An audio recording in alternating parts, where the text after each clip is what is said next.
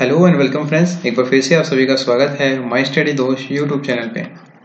तो कैसे हैं आप सब लोग? आई होप आप सब लोग ठीक होंगे। तो हम गाइस रागा की जो है कंटिन्यू क्लासेस कर रहे हैं और इसमें जो है आज हमारा प्रैक्टिस सेट नंबर 7 है। ठीक है, तो 6 प्रैक्टिस सेट हमने किए हैं और बहुत ही शिद्दत के साथ में किए हैं। अगर आपने उसे अच्छे से देखे हैं तो जरूर आपको कुछ नई नई चीजें देखने को मिलेंगी और आपके पैटर्न के हिसाब से हम देखते हैं आज के क्वेश्चंस। और क्वेश्चन नंबर 21 से हम इसलिए स्टार्ट करते हैं क्योंकि 20 क्वेश्चन जो है आपके इस प्रैक्टिस सेट के वो इंग्लिश के होते हैं और इंग्लिश की जो है हमारा अलग से एक प्रैक्टिस सेट की सीरीज चल रही है, तो उसको भी आप देखते रहिएगा। तो चलिए शुरू करते हैं आज की class. So friends, first question आपके पास में है और आपको एक क्वेश्चन दिया गया है। इसमें आपको बताना है कि सबसे बड़ी भिन्न यानी कि संख्या कौन सी है। भिन्न नहीं यानी कि फ्रैक्शन नहीं दिया गया है, तो ये आपको पूछा गया है। देखिए आपके पास में दिया गया है कि 3√5, 4√6, 6√12, 12√276। तो ऐसे क्वेश्चन में बहुत बार आप कंफ्यूज होते हैं क्योंकि हमें पता नहीं लगा सकते, इसका एग्जैक्ट मान हम नहीं निकाल सकते। निकाल तो सकते हैं एक्चुअल में, लेकिन हम क्या है कि उसमें बहुत ज्यादा टाइम लगेगा। तो इसको सिंपल कैसे बनाएं? देखो, अगर मैं ये कहूँ कि आपके पास में जो 5 है उसको मैं अगर ये लिख दूँ कि 5 की पावर 1/3, तो कोई प्रॉब्लम नहीं है। और अगर मैं ये कहूँ कि 5 की पावर 4 इसकी पावर 1/12, तो आप कहेंगे कि हाँ कोई दिक्कत नहीं है क्योंकि 4 से कट जाएगा, 1/3 ही है एक्चुअल में। अगर 5 की पावर 4 करूँ तो ये होता है 625 और 625 की पावर 1/12 है। अब मैं ये क्यों कर रहा हूँ ये भी आपको बता दूं कि ये सारी पावर में अगर मैं 1/12 में कर दूं, क्योंकि ये लास्ट वाली पावर सबसे बड़ी 1/12 है और लास्ट वाली जो है वो हो जाएगी आपके पास 276, इसकी पावर 1/12 है। अब आपके पास जो संख्या बड़ी होगी वो एक्चुअल में वैसे ही बड़ी हो जाएगी। अब देखो 6 है आपके पास में, इसको 6/4 है, इसको कैसे लिखेंगे? 6 की पावर आपके पास में हो जाएगी 1/4। अब हमें 4 को क्या करना है, 12 बनाना है। तो हम क्या करते हैं कि 6 की 4 जो आपके पास में है, 6 को 3 कर देते हैं, 3 और इसको कर देते हैं 1/12। अब देखो 3 से कट जाएगा, 4 हो जाएगा। अब 6 की अगर हम क्यूब करते हैं तो ये आपके पास होता है 216, यानी कि 216 की पावर 1/3 1/12 सॉरी। तो ये आपके पास है। अब 6 1/√12 बचा है आपके पास में। इसको हम क्या कर सकते हैं, इसको वैसे लिख तो क्या सकते हैं, √12 की पावर जो है 1/6, लेकिन हमें क्या करना है 12 है और उसके बाद में इसको किस तरह से लिखना है, 12 का स्क्वायर इंटू 1/12। अब देखो 2 से काटेंगे वही 6 आ जाएगा, तो यहाँ पे 12 का स्क्वायर करेंगे 144 की पावर 1/12। अब यहाँ पे देखने वाली बात आपके लिए क्या आती है कि यहाँ पे देखो, यहाँ पे तो क्या है 625 है पहली वाली संख्या जो है। उसके बाद देखो जो दूसरी संख्या है आपके पास में वो है 276, एक है जो लास्ट वाली है, एक है 216 और एक है 144। इसमें देखेंगे कि सबकी पावर जो है 1/12 है। सबसे जो बड़ी संख्या है आपके पास में ये दिख रही है आपको कि 625 1/12 जो है ये सबसे बड़ी होगी, क्योंकि इसकी जो पावर है वो सबकी सेम है, लेकिन यहाँ पे संख्या जो है ये बड़ी है तो इसको ज्यादा मानेंगे हम। और इसका जो आंसर आपके पास में हो जाएगा ए ऑप्शन हो जाएगा √5 और इसका जो है √5 आप इसे बोलते हैं, तो ये आपके पास में हो जाएगा ए ऑप्शन। तो आई होप आपको इस तरह से समझ में आ गया होगा। आप देखते हैं फिर नेक्स्ट क्वेश्चन। नेक्स्ट क्वेश्चन देखिए आपके पास में क्वेश्चन नंबर 22 दिया गया है कि एक सोफा सेट है आपके पास में जिसका अंकित मूल्य यानी कि मार्क प्राइस जो है 4800 है। उसकी जो दो क्रमिक छूट यानी कि दो सक्सेसिव डिस्काउंट आपको दिया जाता है, तो उसके बाद में उसकी जो प्राइस है वो 3672 बच जाती है। तो उसके बाद में एक बोलता है कि जो पहला डिस्काउंट था वो 10% का था, तो दूसरा डिस्काउंट है कितने % का होगा। देखो सबसे पहले आपको क्या करना है कि 4800 जो है आपके पास में उसका जो है मार्क प्राइस है, मार्क प्राइस पे डिस्काउंट दिया जाता है, आपको ध्यान रखना है। मैं पहले भी बता चुका हूँ क्योंकि मैं अभी आपको प्रॉफिट एंड लॉस पढ़ा भी रहा हूँ, तो वहां पे आपको बता रहा हूँ मैं। ठीक है, इसके बाद में इसका 10% डिस्काउंट दिया, तो इसका 10% डिस्काउंट यानी मतलब 10% मैंने निकाल दिया, तो ये आपके पास में कितना बचा 90%। और इंटू आपको कर देना है सॉरी अपॉन 100 क्योंकि 90% है, यानी कि हमें क्या करना है कि इसको 3672 को बनाना है। 10% निकल गया तो ये आपके पास हो गया। दूसरा क्या होगा कि 100 माइनस एक्स, अब हमें नहीं पता उसका कितना % है, लेकिन 100 माइनस एक्स कर देते हैं और अपॉन 100 कर देते हैं। तो अब क्या होगा कि ये दूसरा डिस्काउंट है, ये दोनों डिस्काउंट देने के बाद में जो प्राइस बचेगा इक्वल आपके पास में ये कितना होगा 3672। ये सारी इक्वेशन जो है इस 3672 के बराबर हो जाएगी। ये हमारे पास में जो है डिस्काउंट देने के बाद में जो सेलिंग प्राइस है वो बची है, क्योंकि डिस्काउंट हमने माइनस कर दिया, 10% डिस्काउंट दिया तो इसका कितना बचा 90%। दूसरी हमें पता नहीं है कि कितना है, तो हम उसे x मान लेते हैं।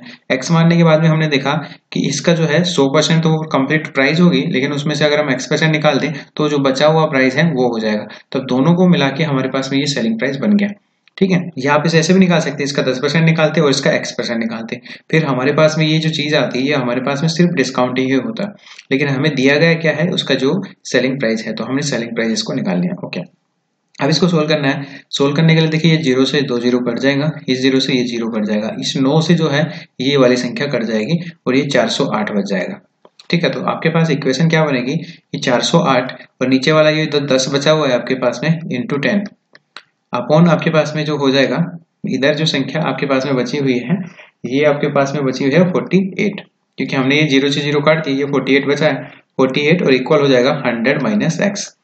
तो 100 माइनस एक्स आपके पास में बचा 48 से। देखिए 48 से आपको नहीं काटना है, इसको काट लीजिए आप, ये कट जाएगा, 1 मिनट, इसको आप 12 से काट दीजिए। 12 से काटेंगे तो ये नीचे 48 है तो 4 बच जाएगा, ऊपर जो काटेंगे तो 34 बचेगा। ठीक है, अब इसके बाद में देखिए इसे 2 से काट दीजिए, 2 से काटने के बाद ये 17 बच जाएगा और इसको 2 से काटने के बाद में, क्योंकि 2 इंटू 2 लिख सकते हैं इसको, ये 5 बच जाएगा। तो ये आपके पास बचा जो है 70 इंटू 5 इक्वल टू आपके पास में बचा 100 माइनस एक्स। अब 70 इंटू 5 यानी कि 85 इक्वल टू 100 माइनस एक्स। तो यहाँ पे एक्स की जो वैल्यू आपके पास आ जाएगी वो हो जाएगी 15%। तो यहाँ पे आपको ये पता चल गया कि इसका जो दूसरा डिस्काउंट है वो 15% हो जाएगा। हो सकता है आप कुछ और तरीका लगा रहे हो, इसको आप ऑप्शंस रख के भी कर सकते हैं, लेकिन उसमें क्या होगा, सारे ऑप्शन चेक करेंगे, थोड़ा टाइम लगेगा। इस तरह से करेंगे थोड़ा इजी हो जाएगा। ठीक है, तो इस तरह से आप इसे कर सकते हैं। आप देखते हैं फिर नेक्स्ट क्वेश्चन। नेक्स्ट क्वेश्चन देखिए फ्रेंड्स, आपके पास में एक अच्छा क्वेश्चन आपके लिए है, लेकिन ये टॉपिक है कुछ एग्जाम में नहीं पूछा जाता है, लेकिन आपके लिए कई बार क्वेश्चन इस टॉपिक से भी मिल जाता है, इतना हार्ड नहीं है। ये आपके पास में है क्वेश्चन, देखिए ABC का जो क्रम से 3:4:5 के अनुपात में राशियों को निवेश किया जाता है। अब देखिए रेशियो वाला टॉपिक आपके है, लेकिन यहाँ पे जो आपको पास में दिया गया चक्रवृद्धि ब्याज यानी कि कंपाउंड इंटरेस्ट, ये नहीं है, तो इसको इसके साथ मिक्स करके पूछ सकता है, तो ये चीज भी ध्यान रखना है। अब देखो ये क्या बोल रहा है कि यदि योजना को क्रम से 20%, 15% और 10% का वार्षिक एनुअली आपसे पूछा जाए, एनुअली कंपाउंड इंटरेस्ट जो है वो दिया गया है, तो वर्ष के पश्चात उसकी राशियों का अनुपात क्या होगा। अब देखो क्वेश्चन आपको रेशियो से पूछा है, आंसर में ऑप्शन भी रेशियो में है, लेकिन इसमें कंपाउंड इंटरेस्ट को मिक्स कर दिया, तो ये कर सकता है क्योंकि इसमें जो टॉपिक है वो आपका एग्जाम का है। तो करिए, देखिए कैसे करेंगे। आपके पास में है A, B और C, इनका जो दिया गया है वो 3:4:5 दिया गया है। मैं इसको एक टाइम के लिए क्या करता हूँ कि इसको मैं 30, 40 और 50 मान लेता हूँ, इससे क्वेश्चन थोड़ा इजी हो जाएगा। ठीक है, ये आपके पास क्या बोल रहा है, इन योजनाओं में, क्योंकि सभी संख्याओं, देखिए रेशियो मान में आप कोई भी संख्या मल्टीप्लाई कर दीजिए, सभी में वो रेशियो वही रहेगा। आप देखिए चाहे तो आप इसे काट दीजिए सभी का 0, तो वही सेम चीज आ जाएगी। अब यहाँ पे क्या बोल रहा है कि इन योजना में क्रमशः 20%, 15% और 10% की वार्षिक चक्रवृद्धि ब्याज दिया जाता है। एक चीज इंपॉर्टेंट है आपके लिए कि जो पहले साल का कंपाउंड इंटरेस्ट और सिंपल इंटरेस्ट हमेशा सेम रहता है, तो यहाँ पे इसमें घबराने की बात नहीं है। सिर्फ आपको क्या करना है, जो ये जो आपके पास में वैल्यू है 30, 40, 50, ये आपके पास में क्या है, प्रिंसिपल है, और इसका सिर्फ आपको यानी कि मूलधन, प्रिंसिपल का सिर्फ आपको क्या करना है, 20% निकालना है, वो आपका 20% हो जाएगा। अब देखो 30 का मैं 20% निकालू यानी कि 1/5 इसका निकालूंगा तो 6 आएगा, तो ये 36 बन गया प्लस करने के बाद में। उसके बाद में देखिए 40 है, इसका 15% निकालना है। ठीक है, तो इसका 15% अगर आप यहाँ पे निकालेंगे तो यहाँ पे आप इसका 15% निकाल लीजिए, और ये आपके पास में कितना हो जाएगा, ये भी आपके पास में 6 हो जाएगा, तो 6 हो गया। तो यहाँ पे आपने 6 किया, ये 46 बन गया। अब इसके बाद में इसका 10% निकालना है, 50 का 10% निकालेंगे तो 5 हो जाएगा, तो यहाँ पे 10% निकालेंगे तो ये 5 हो गया, ये 55 हो गया। रेशियो आपके पास क्या बना, 36, 46 और 55। ऑप्शन नंबर C आपके पास में है, ये करेक्ट हो जाएगा। तो इस तरह से ये सबसे शॉर्टेस्ट मेथड था आपके लिए, इससे ज्यादा शॉर्ट नहीं हो सकता था।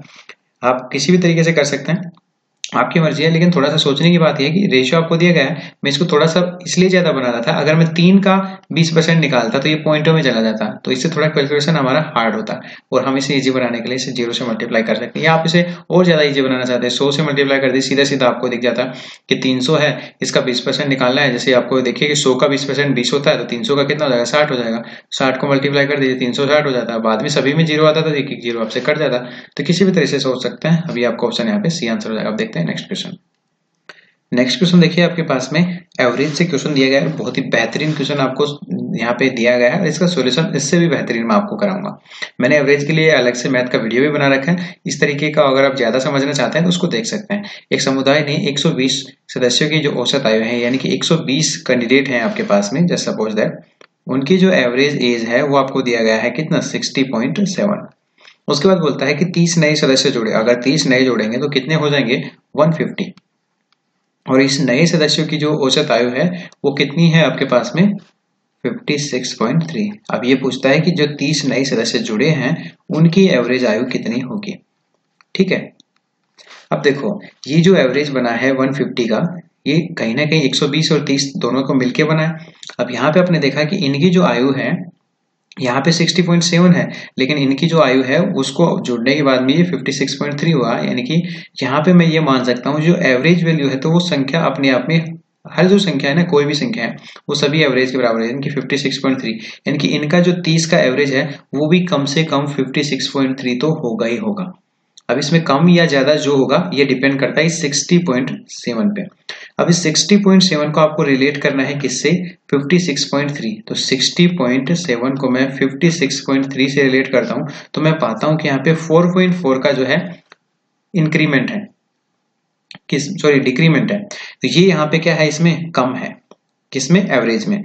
और यहाँ पे आपको ये चीज ध्यान रखना है कि ये फिक्स है 150 का जो एवरेज है इसमें क्वेश्चन ने दे दिया तो इसमें हम चेंज नहीं कर सकते, ये कम ज्यादा नहीं होगा। अब जो कम ज्यादा होगा इधर ही होगा।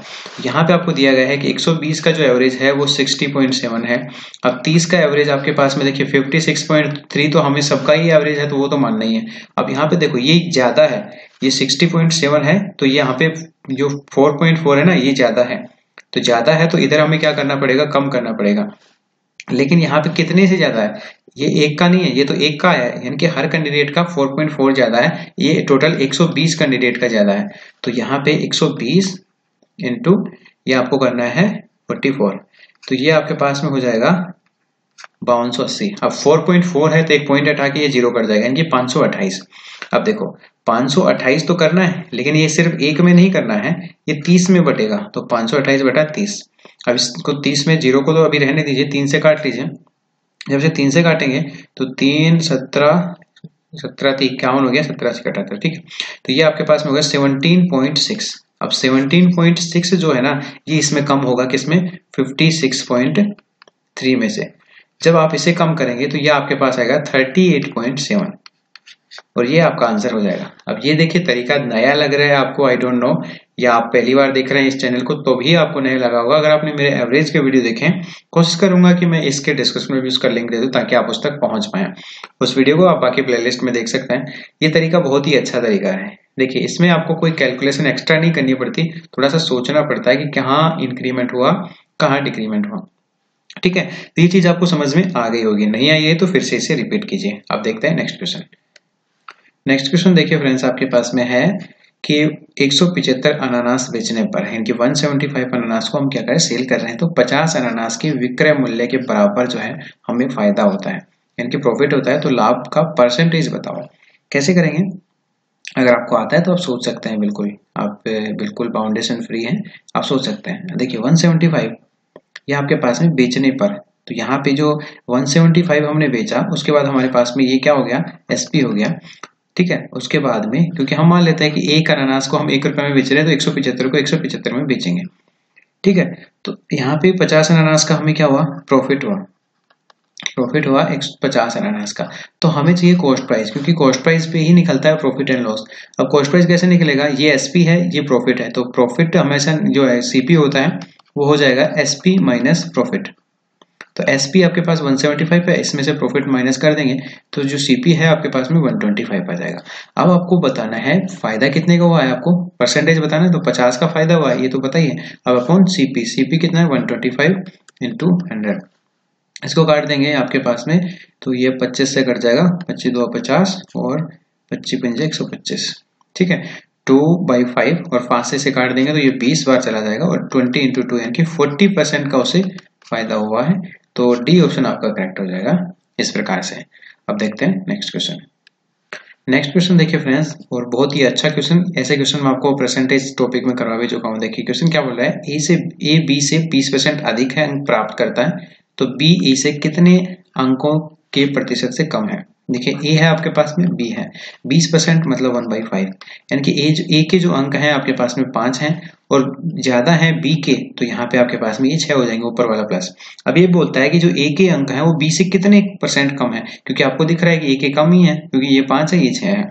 तो यहाँ पे कितने कम है, एक कम है, किससे, b से, तो b से कम है तो 6 इंटू 100। तो इसको आप जब सोल्व करेंगे तो ये आपके पास हो जाएगा 50/3 और इसको आगे सोल्व करने पे हो जाएगा 16.67 और ये आपके पास आंसर हो जाएगा और ये ऑप्शन ए में दिया गया है। तो इस तरह से आप इसे कर सकते हैं। अब देखते हैं नेक्स्ट क्वेश्चन।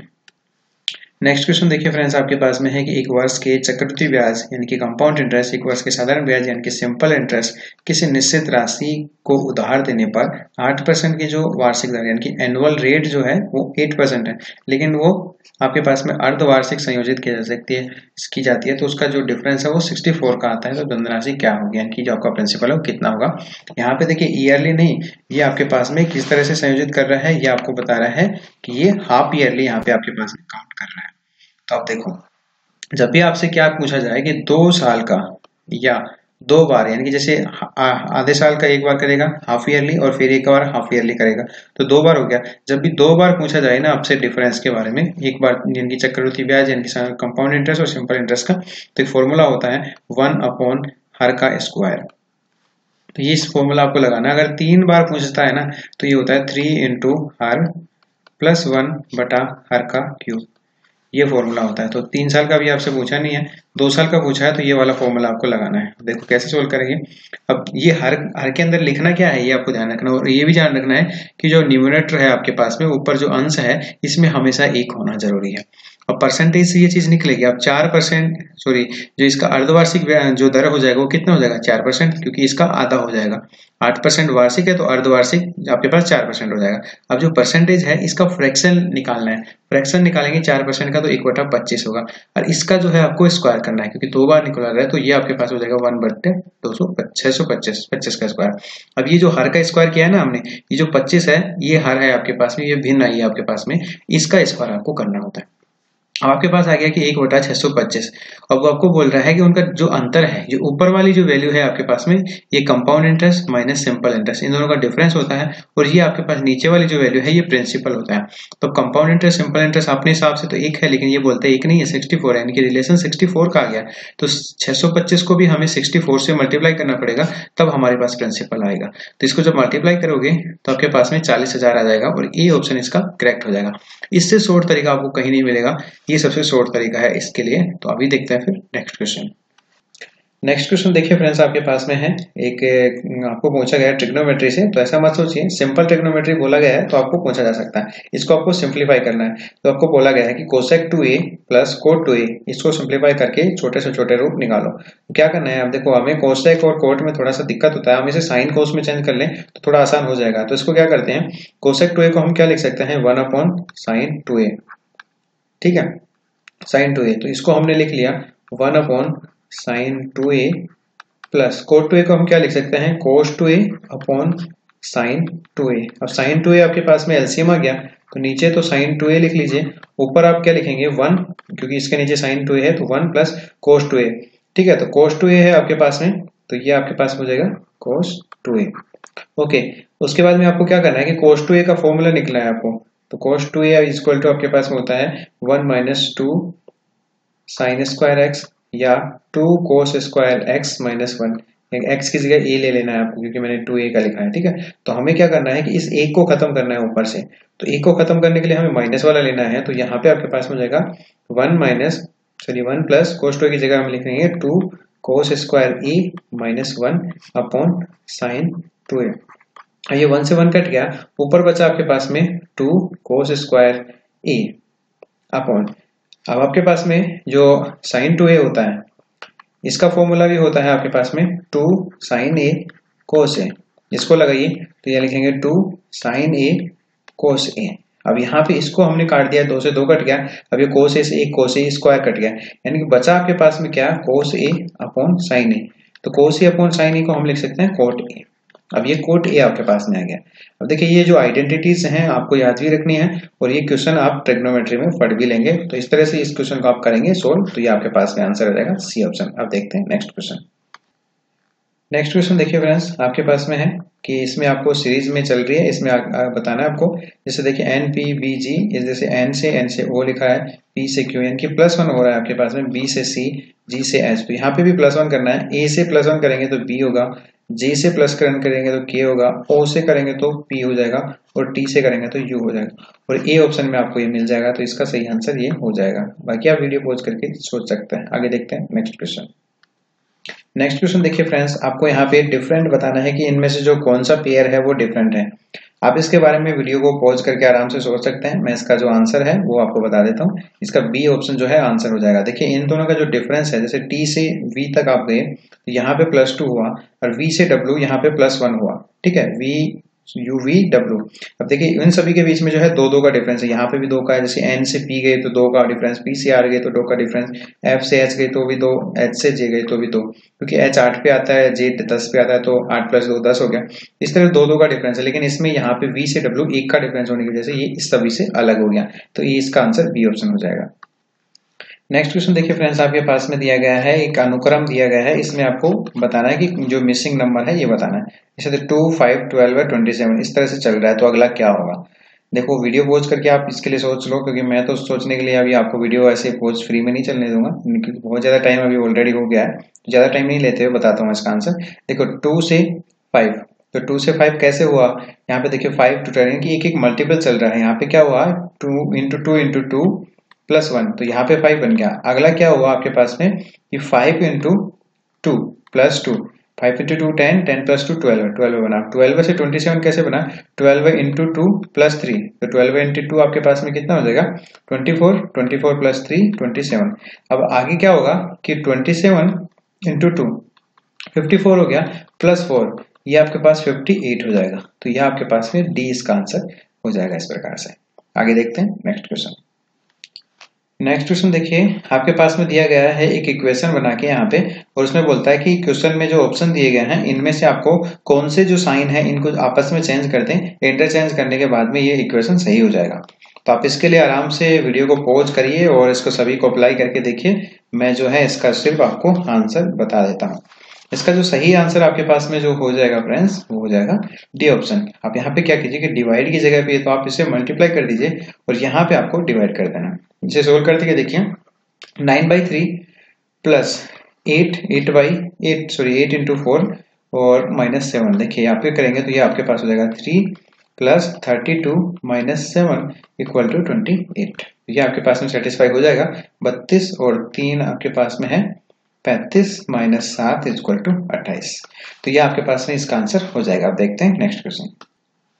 नेक्स्ट क्वेश्चन देखिए फ्रेंड्स, आपको एक इक्वेशन दिया गया है 4 * 5 % 3। इससे क्या होता है कि यहाँ पे कुछ भी प्लस माइनस स्क्वायर जो भी करना है आप करो, लेकिन इसमें रिजल्टेंट आपको जो मिलना चाहिए 8000 मिलना चाहिए। इसी प्रकार इसका 36 मिलना चाहिए।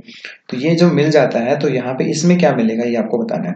अब देखो यहाँ पे आप वीडियो पॉज करो, आराम से सोचो, मैं इसका आंसर बताता हूँ। देखो क्या कर रहे हैं, यहाँ पे सिर्फ 2 संख्या से ये मतलब रख रहा है आपके पास में 4 × 5 और इसका क्यूब कर रहा है, यानी कि 4 × 5 यानी कि 20, और 20 का क्यूब किया तो 8000 आपके पास में हो जाता है। उसी को सेटिस्फाई करने के लिए मैंने क्या किया कि 2 × 3 इनको भी किया, इनका क्यूब किया तो ये आपके पास 6 का क्यूब किया तो ये आपके पास में आ गया 36। एक मिनट, इसका स्क्वायर किया मैंने अभी, ठीक है, तो इसका स्क्वायर आपके पास में आ गया 36। उसके बाद में स्क्वायर मतलब देखिए ये जो संख्या है ना, ये तीसरी वाली, इसको आपको स्क्वायर में या क्यूब में लगाना है। तो इनका जो आपने क्या किया, इनका तो क्यूब लगा दिया, इसका स्क्वायर लगा दिया। इसका देखिए 4 × 3 और इसमें 3 है यहाँ पे, तो 3 यानी कि क्यूब करना है। तो यहाँ पे 12 और 12 का क्यूब आप करेंगे तो ये 1728 हो जाएगा। इसका आंसर हो जाएगा बी ऑप्शन। इस प्रकार आप इसे सोच सकते थे। अब देखते हैं नेक्स्ट क्वेश्चन। नेक्स्ट क्वेश्चन देखिए फ्रेंड्स, आपके पास में डाइस से दिया गया है, यानी कि पासा। इसमें आपको बोला गया है एक घन है आपके पास में, इसमें जो दर्शाई गई है रोमन संख्या फर्स्ट, यानी कि ये वाली जो संख्या है इसके जो अपोजिट साइड में है वो कौन सा होगा, ये आपको बताना है।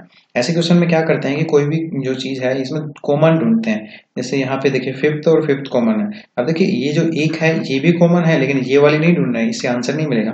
इसको क्या करना है, जैसे ये 5th है, इसको क्लॉकवाइज या एंटी क्लॉकवाइज दोनों में सेम डायरेक्शन में हमें घूमना है। जैसे मैं इस तरह से जा रहा हूँ आपके पास में, पहले मैं क्या करता हूँ 5th लिखता हूँ, उसके बाद 1st लिखता हूँ, उसके बाद 3rd को लिखता हूँ, इनके नीचे सेम ऐसे कैसे आपको लिखना है। अब इस तरह से नहीं जाना है आपको, इस तरह से ही चलना है जैसे पहले वाले में चला था। तो यहाँ पे फिफ्थ के नीचे फिफ्थ आ गया, उसके बाद में जो फर्स्ट है इसके नीचे सिक्स्थ आएगा, और थर्ड है इसके नीचे सेकंड आएगा। तो यहाँ पे अपोजिट पूछ रहा था, तो ये एक दूसरे के अपोजिट होंगे। फर्स्ट का जो है सिक्स्थ हो जाएगा, सिक्स्थ जो है बी ए ऑप्शन में है, तो ये आपके पास में आंसर हो जाएगा इसका ए ऑप्शन। इस प्रकार अगर आपको थर्ड का पूछता है तो थर्ड का सेकंड हो जाता है, और अगर फिफ्थ का पूछता तो फिर हम क्या करते कि फिफ्थ को नहीं लेते कॉमन, फिर फर्स्ट को लेते, फिर इससे हमें मिल जाता है। इसमें फिफ्थ भी होना चाहिए था, ये भी चीज ध्यान में रखना है।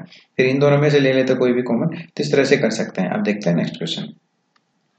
नेक्स्ट क्वेश्चन देखिए फ्रेंड्स, आपके पास में दिया गया है कि ये जो आकृति आपको दी गई है इसमें आपको ये बताना है कि जो कितने पेन है वो नीले हैं। यानी कि पहली बात तो कंडीशन आपके पास पेन होना चाहिए। अब ये जो रेक्टेंगुलर साइज शेप आपके पास में है, आयताकार आकृति, ये जो बता रही है ये पेन को बता रही है, ठीक है। उसके बाद में ये जो ट्राइंगल है ये वाला, ये आपको बता रहा है त्रिभुज को, सॉरी त्रिभुज नहीं, नीले कलर को।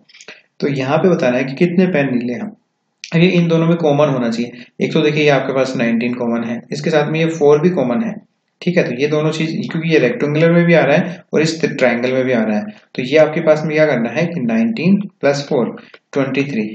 इसके अलावा जो संख्या जैसे 11 है, ये इसमें पेन में तो आ रही है लेकिन नीला नहीं है, तो ये नहीं लेना है। तो 19 + 4 23 आपके पास हो गया, ए इसका आंसर हो जाएगा। नेक्स्ट क्वेश्चन देखिए फ्रेंड्स, आपके पास में दिया गया है कि शेप यानी कि आकृति दी गई है, इसमें आपको जो क्वेश्चन मार्क दिया गया है, यहाँ पे इन ऑप्शन में से कौन सी आकृति आनी चाहिए ये आपको बताना है। अब देखो यहाँ पे जो आकृति है, एक तो लाइन है सीधा का सीधा, उसमें एक उसके नीचे एक आपके पास में गोला बना हुआ है, और वो गोला जो है इन दोनों टच किया गया है, इनको भी और इनको भी। अभी ऑप्शन में देखो तो ये भी टच कर रहा है यहाँ पे इन दोनों को, और एक यहाँ पे ये भी टच कर रहा है, ठीक है। और उसके बाद में आपको ये ध्यान रखना है कि ये जो लाइन है ये इस तरह से इन दोनों को भी मैच करनी चाहिए, यानी कि ये जो कोने हैं इनको भी टच करनी चाहिए, लेकिन ये इस कोने को यहाँ पे देखिए टच नहीं कर रही है, तो ये तो गलत हो गया। इसके लिए आपके पास में ये वाला ऑप्शन सही हो जाएगा। और ये इसमें देखेंगे कि तो ये दोनों भी यहाँ पे टच नहीं कर रही है, ये कर रहा है लेकिन ये वाला इस साइड का टच नहीं कर रहा है यहाँ पे, तो इसलिए ऑप्शन ए आपके पास में सही आंसर हो जाएगा। अब देखते हैं नेक्स्ट क्वेश्चन। नेक्स्ट क्वेश्चन देखिए फ्रेंड्स, आपके पास में है कि डॉक्टर B.R. अम्बेडकर के द्वारा किस अनुच्छेद को संविधान का हृदय या आत्मा कहा गया है। तो इसका आंसर आपको बताना है। वीडियो पॉज करके आप सोच सकते हैं, मैं इसका सही आंसर आपको बता देता हूँ। इसका आंसर हो जाएगा बी, अनुच्छेद 32 आर्टिकल 32। आगे देखते हैं फिर। नेक्स्ट क्वेश्चन देखिए, आपके पास में दिया गया है कि इसमें मिलान करना है आपको, कौन सा किसके साथ में होगा। इसका जो आंसर सही हो जाएगा आपके पास में वो हो जाएगा, जैसे देखिए बक्सर का जो युद्ध है आपके पास में वो 1764 में लड़ा गया था। प्लासी का जो युद्ध है वो आपके पास 1757 में लड़ा गया। हल्दी घाटी 1576 में। तो इस तरह से आपका बी ऑप्शन सही इसके लिए हो जाएगा। आप देखते हैं नेक्स्ट क्वेश्चन। नेक्स्ट क्वेश्चन देखिए, आपके पास में है कि पादप कोशिका भित्ति जो है किससे बनी होती है। लिपिड, विटामिन, सेल्यूलोज और प्रोटीन की। तो इसका आंसर आपके पास हो जाएगा सी ऑप्शन, सेल्यूलोज की बनी होती है। नेक्स्ट देखिए, ऊर्जा का एसआई मात्रक क्या होता है। तो देखिए ऊर्जा यानी कि एनर्जी, इसका जो एसआई मात्रक होता है या तो आपने सुना होगा जूल, और या इसका होता है वॉट। तो ये बी ऑप्शन इसका करेक्ट आंसर हो जाएगा। नेक्स्ट क्वेश्चन देखिए आपके पास में कि विश्व का प्रथम सुपर कंप्यूटर का नाम क्या था। ऑप्शंस आपके पास में है, ये आप देख सकते हैं। सही आंसर हो जाएगा इसका CDC 6600 यानी कि 6600। तो ये इसका था विश्व का, और ये कब बनाया गया था आपके पास में 1964 में। अगर भारत का आपको पूछे तो भारत का था परम 800, ठीक है, सॉरी 8000, और ये कब बनाया गया था 1991 में। तो ये दोनों क्वेश्चन आपके लिए इंपॉर्टेंट है, इनको आपको ध्यान में रखना है। नेक्स्ट आप बात करें यहाँ पे, तो आपको बोल रहा है कि कोहरा, बादल, कुहासा, ये किसके जो है एग्जाम्पल हैं। तो यहाँ पे इसको ध्यान रखना है कि एरोसोल के उदाहरण है, तो ये आपके पास में ये आंसर सही हो जाएगा। नेक्स्ट क्वेश्चन आप देखिए, यहाँ पे आपको पूछ रहा है कि अनबुझे चूने का जो है रासायनिक सूत्र क्या होगा। तो ये आपको ध्यान रखना है, इसका करेक्ट आंसर हो जाएगा CaO यानी कि कैल्शियम ऑक्साइड। और अगर बुझा हुआ चूना पूछता है तो कैल्शियम हाइड्रोक्साइड, और उसका जो फॉर्मूला होता है कैल्शियम CaOH2, ये उसका जो है फॉर्मूला होता है। तो कैल्शियम हाइड्रोक्साइड जो है बुझा हुआ चूना, देखिए उसमें हाइड्रोजन यानी कि पानी मिल गया बुझाने के बाद। जैसे हम बुझा हुआ चूना किसे बोलते हैं, जब हम जैसे कली होती है आपका, वो क्या होगा आपके पास में चूना होता है, उसको पानी में डालने के बाद में वो बुझ जाता है, यानी कि उसमें पहले उसकी उष्मा निकलती है, उसके बाद वो बुझ जाता है, तो उसमें हाइड्रोजन जुड़ जाता है, इनकी पानी ऐड हो गया। तो आप इस तरह से याद रख सकते कैल्शियम हाइड्रोक्साइड, और उसमें जो पानी नहीं है तो सिर्फ पत्ते के रूप में, तो कैल्शियम ऑक्साइड के रूप में।